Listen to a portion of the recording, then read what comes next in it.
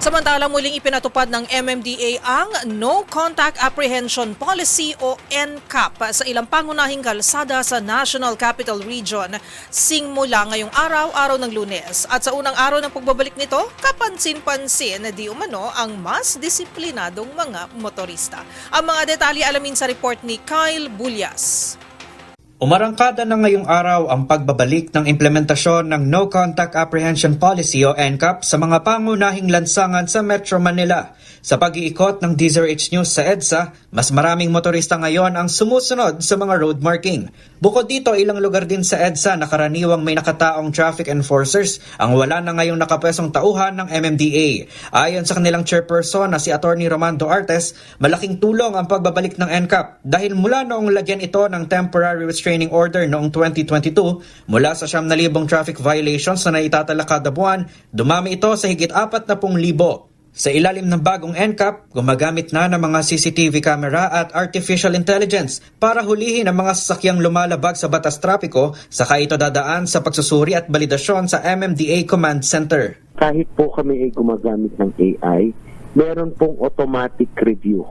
In fact, kanina po, tumalik po ako doon sa aming command center at tiningnan ko, meron na po in 1 hour, may na-capture po sila na I think 399 violation.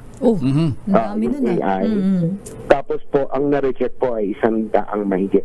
Para sa mga motoristang mapapatawa ng violation, maaari aniyang itong i-contest sa pamamagitan ng pagpunta sa official website ng MMDA at saka sila padadalhan ng kopya ng footage kung bakit sila hinuli.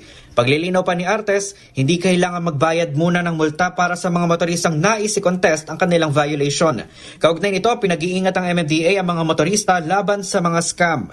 Well, may mga bayad center po, tsaka land bank ang amin pong accredited. At yan naman po ay nakapost sa aming website kung paano babayaran. Ang maglalabas din po kami ng mga advisories at mga measures para po maiwasan yung scam. Kung matatandaan niyo po, mga 6 months ago, so a year ago, dahil pong nabiktima na may huli ka sa ganito, click mo yung link, doon ka magbabayad.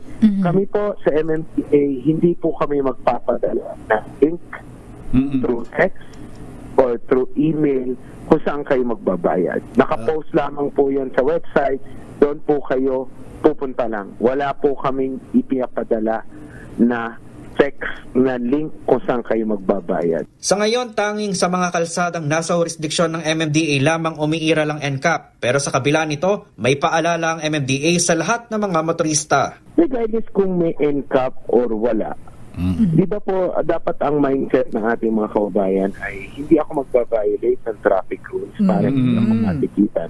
Para sa MBC TV Network News, ito si Kyle Bulyas ng DZRH, una sa Pilipinas, una sa Pilipino.